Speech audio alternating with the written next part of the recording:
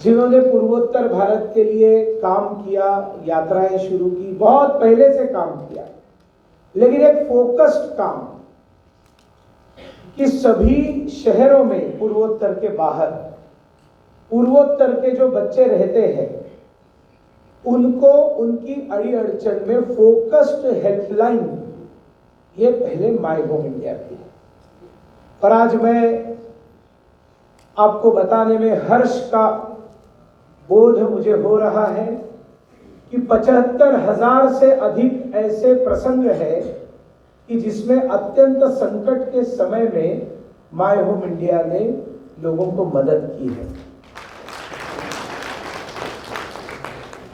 कई बताए जा सकते हैं, लेकिन छोटी सी बात है। नॉर्थ ईस्ट के बच्चे आते हैं, किसी शॉप में नौकरी करना शुरू करते हैं, शॉप ओनर उनको सैलरी नहीं देता है, 4 महीने सैलरी नहीं दिया, बेचारा काम करते रहता है, लगता है कि सैलरी इस बार नहीं अगले बार मिलेगी, काम अच्छा से करवा लेते हैं, 4 महीने बाद अचानक निकाल डालते हैं। और जब सैलरी मांगने के लिए जाता है हमारा नॉर्थ ईस्ट का बच्चा, तब सैलरी देने से मना कर देता है। एज इट इसको कौन आएगा बचाने के लिए, इसके बिहाफ में कौन आने वाला है हमारे पास। केस माय होम इंडिया के पास आती है और माय होम इंडिया का कोऑर्डिनेटर जाकर बैठता है, स्नेहदूत जाकर बैठता है और कहता है भैया इसकी सैलरी इसको लौटा दो। और जब महाराष्ट्र में कोई मराठी युवा आकर बैठता है, पूर्वोत्तर भारत के युवा को अपना भाई मानकर उसके लिए न्याय मांगने के लिए जाता है, सामने वाले के सामने पर्याय नहीं रहता है, उसको उसकी सैलरी देनी पड़ती है। इसी तरह से कर्नाटक में कन्नड़ लोग ओन करे, दिल्ली में दिल्लीवासी ओन करे, राजस्थान में राजस्थानी ओन करे, वहां का समुदाय, वहां का स्थानीय समाज पूर्वोत्तर भारत के पढ़ने के लिए, नौकरी के लिए, पर्यटन के लिए, उपचार के लिए, विविध कारणों से आए हुए लोगों को ओन करे कि ये हमारे भाई बहन हैं और उनको मदद करे। मैं आपको बताता हूं, कम से कम 500 इंसिडेंसेस गए 18 साल में है जो हमने युवाओं की सैलरी रिकवर करके दी है। बड़ी बात यह नहीं है कि 500 लोग ऐसे होंगे कम से कम कि सैलरी रिकवर हमने उनकी करके दी। 20,000, 25,000, 40,000 सैलरी उस युवा के पास आने के बाद वो खुश हो जाता है। और स्वामी जी जब वो 40,000 सैलरी मिलती है, वो माय होम इंडिया के कोऑर्डिनेटर को कहता है 5,000 तू रख ले। तो माय होम इंडिया का वॉलेंटियर बताता है मुझे तुमसे 1 रुपया भी नहीं चाहिए। कहते चलो फिर हम पार्टी करते हैं। माय होम इंडिया का हमारा कोऑर्डिनेटर कहता है पार्टी करना है तो करेंगे, पार्टी मतलब भोजन चाय पान, वैसी वाली पार्टी नहीं, लेकिन उसका खर्चा मैं करूंगा। मतलब 75,000 बेनिफिशियरीज अगर है माय होम इंडिया के लाभार्थी, तो उसमें से एक भी आपको नहीं बताएगा दावे के साथ कि माय होम इंडिया ने हमको किसी प्रकार की मदद की और उसके बदले में हमने उनसे डोनेशन भी मांगा। माय होम इंडिया डोनेशन लेता है जिनको पूर्वोत्तर के बारे में पढ़ी है, जिनको देश की पढ़ी है, उनसे लेता है। लाभार्थियों से पैसा लेने का काम माय होम इंडिया नहीं करता, पहले दिन से पॉलिसी है हमारी। इसलिए क्रेडिबिलिटी बनी है। पूर्वोत्तर में काम करते समय मेरे ध्यान में आया, जब मैं संघ का प्रचारक था, चाहे जुडिशरी हो वहां की, चाहे मीडिया हो, चाहे पॉलिटिशियंस हो, ब्यूरोक्रेसी हो, एकेडमिक्स हो, किसी भी प्रकार के प्रोफेशनल्स हो, 99% लोग पूर्वोत्तर भारत के अपने जवानी में पढ़ाई करने के लिए भारत के अलग अलग राज्यों में जाकर आए हैं, क्योंकि वहां पर व्यवस्था ही नहीं थी। और जब पढ़कर आए वापस, उनको जिनको बहुत अच्छे अनुभव मिले, अच्छे दोस्त मिले, अच्छे परिवार मिले, वो भारत माता के सपूत के नाते वहां रहने लगे। लेकिन जिनको गलत अनुभव आए, चाहे नीदो तानिया जैसा अनुभव हो कि यहां पर लाजपत नगर मार्केट में उसके हेयर स्टाइल को लेकर 4 गुंडे पीट पीट कर उसकी सड़क पर हत्या कर देते हैं। ऐसे कई सारे प्रसंग, ये तो हत्या का एक प्रसंग है, लेकिन अपमान के कई सारे प्रसंग होते रहे। ये जले कटे अनुभव लेकर जाने वाले वहां जाने के बाद वहां तो लोग बैठे ही हुए थे कि ये देश हमारा नहीं है, हमको इस देश से अलग निकलना है, हमें अलग देश बनाना है, तो उनके जाल में फंस जाते थे। मैं हमेशा कहता था पूर्वोत्तर की समस्या का कारण आपको शेष भारत में मिलेगा। अगर समस्या का कारण शेष भारत में है तो उसका समाधान भी शेष भारत में है। चाहे सरकारें हो, चाहे मीडिया हो, चाहे ब्यूरोक्रेसी हो या आम जनता हो। और इसलिए जनता में जाना, पूर्वोत्तर के बारे में जागृति निर्माण करना, केवल हमारे कार्यक्रम के माध्यम से जागृति आई, ऐसे कार्यक्रम को अटेंड करने वाले लोगों की गए 18 साल में अवेयरनेस प्रोग्राम के कार्यक्रमों की जो संख्या है उसमें आने वाले लोगों की संख्या 2 लाख से ज्यादा है। संख्या मामूली नहीं है, क्योंकि ये कार्यक्रम ऐसे छोटे छोटे कार्यक्रम है। हम कोई पॉलिटिकल पार्टी नहीं है जनसभा में अवेयरनेस करेंगे। जन आरोग्य रक्षा का काम हमने शुरू किया, एक अलग वर्टिकल शुरू किया कि जिसमें पेशेंट्स को मदद करना। गरीब पेशेंट होता है, सरकारी हॉस्पिटल में जा सकता है, वो प्राइवेट में नहीं जा सकता। धक्के खाते फिरता है, मालूम नहीं किधर जाना है, किसके पास जाना है। और नॉर्थ ईस्ट का है, दिल्ली में आने के बाद, मुंबई में आने के बाद, अरे त्रिपुरा वाला सिलचर में जाने के बाद धक्के खाता है, नॉर्थ ईस्ट के अंदर भी धक्के खाता है।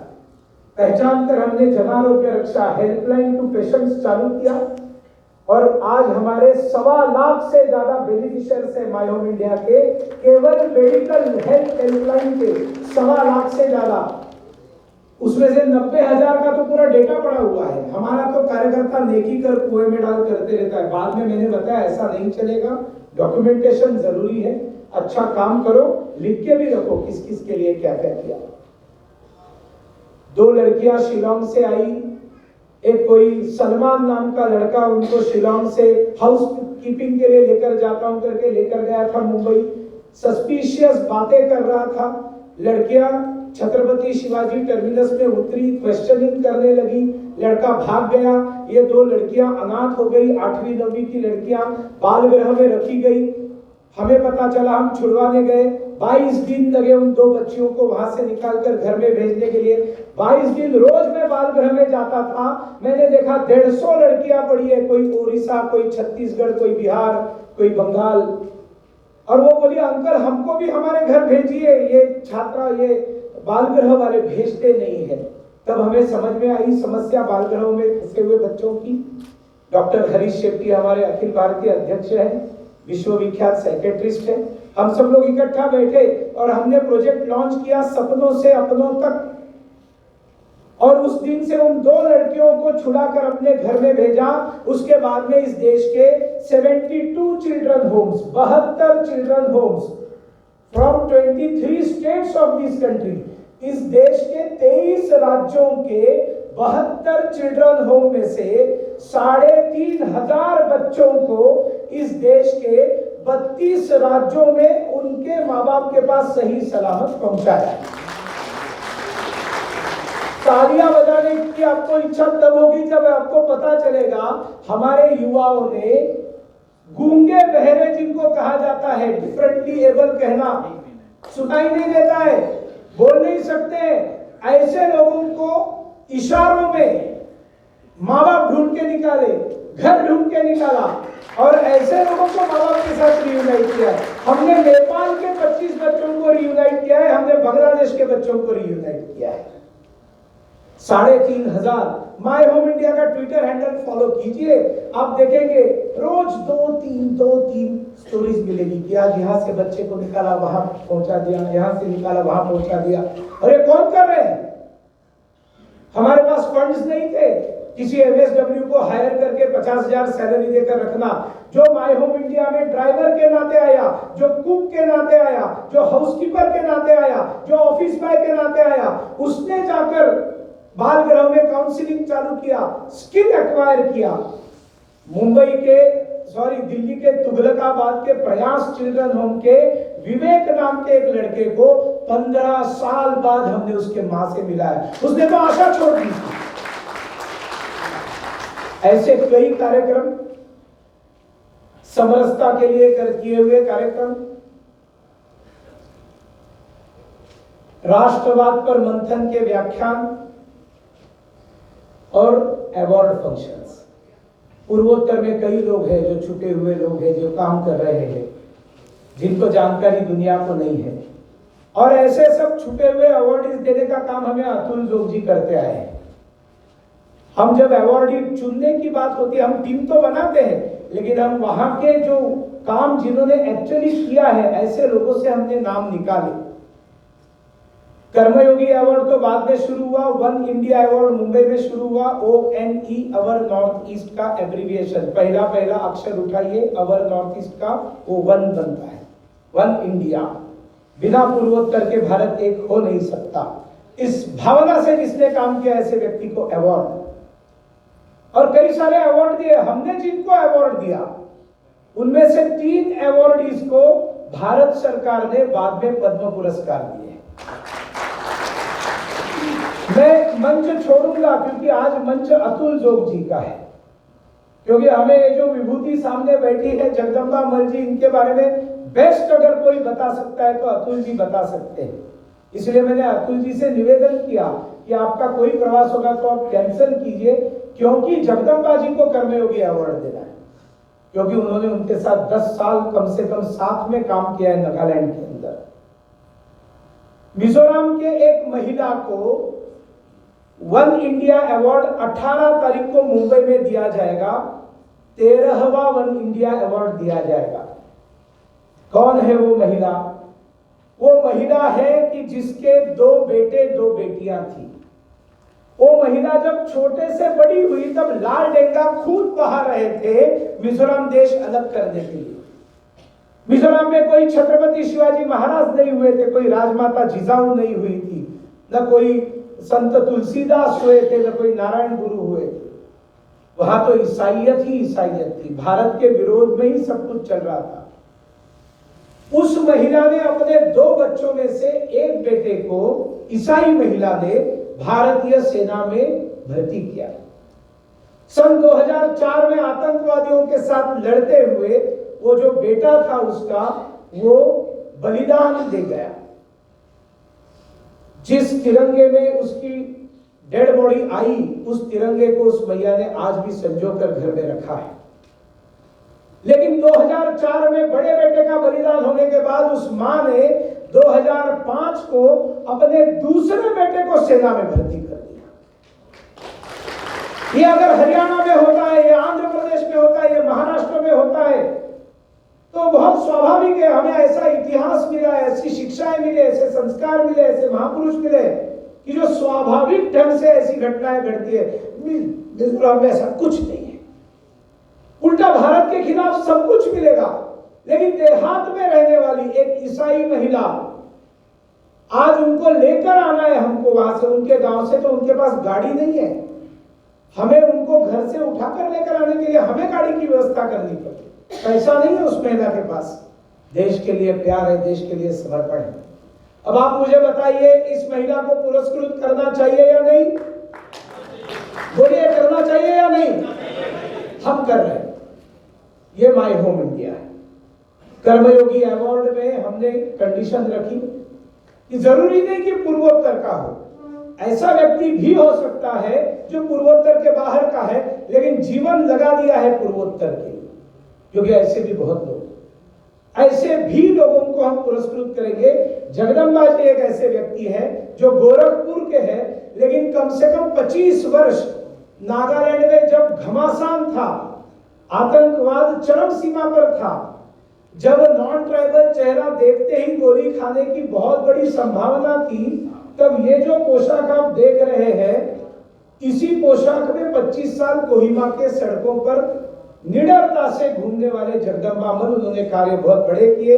आज कर्मयोगी अवार्ड उनको देकर हम कर्मयोगी अवार्ड का सम्मान बढ़ा रहे हैं। साथियों, पूर्वोत्तर भारत के लिए बहुत सुखद बात है। 9.5 साल, पौने 10 साल मोदी सरकार। मैंने किताब लिखी 1998 में मराठी में, पूर्वांचलाचे आव्हान आणि आवाहन, ट्रांसलेशन बाद में लोकहित प्रकाशन लखनऊ ने किया, challenges and appeal of north east. आज मैं वो किताब पढ़ता हूं तो समझ में आता है 90% समस्या सॉल्व हो गई, 10% बची है, मोदी 3.0 में वो भी सॉल्व हो जाए।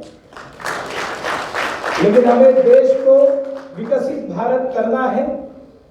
पूर्वोत्तर, एक जमाने में भारत वहां जाकर समाप्त होता था, भारत की शुरुआत पूर्वोत्तर भारत से हो, ऐसा पूर्वोत्तर भारत बनाने के लिए फिर एक बार मोदी जी का वापस आना, प्रचंड बहुमत के साथ वापस आना, ये हमारे 2047 के विकसित भारत की प्री कंडीशन है। और इसके लिए हम सब लोग लगेंगे। माय होम इंडिया भी इसी कार्य के लिए समर्पित है, क्योंकि हम देश के लिए काम करते हैं। देश के लिए जो अच्छा है उसको चुनने के लिए लोगों को बताना, ये हमारा हक है, हमारा अधिकार है, और हम उसको निभाएंगे। आज मैं यहाँ पर हमारे जगदम्बा मल जी को बहुत बहुत अभिनंदन करता हूँ, वंदन करता हूँ, प्रणाम करता हूँ। स्वामी जितेंद्रानंद सरस्वती जी को धन्यवाद देता हूँ आने के लिए, और हमारे आचार्य स्वामी धर्मदेव जी को मैं प्रणाम करता हूँ, और बलदेव राज सचदेवा जी जो हमारे दिल्ली एनसीआर के अध्यक्ष है माय होम इंडिया जी के, उनको भी मैं धन्यवाद देता हूँ। और सबसे आप सब लोग जो यहाँ पर आए, बहुत बड़े बड़े लोग हैं, लक्ष्मी नारायण महाराज जी आए हैं और सामने बैठे, इन्होंने भी कई साल खपा है नॉर्थ ईस्ट में। वहाँ भी सतीश जी बैठे, वो एकदम बैक बेंचर है, वो आते ही नहीं है सामने, लाइमलाइट से डरते हैं, डरते नहीं है, वो चाहते नहीं है। ये सब कुछ दे दिया है, हमको चाहिए कुछ नहीं। ये हाथ जो देने वाला हाथ ऐसा रहता है ना, वो कभी ऐसा नहीं करता। ऐसे भी सतीश जी बैठे, तो ऐसे आप सब लोग जो है, आप सबको मैं वंदन करता हूँ। बहुत बहुत धन्यवाद। भारत माता की जय, वंदे मातरम, जय हिंद।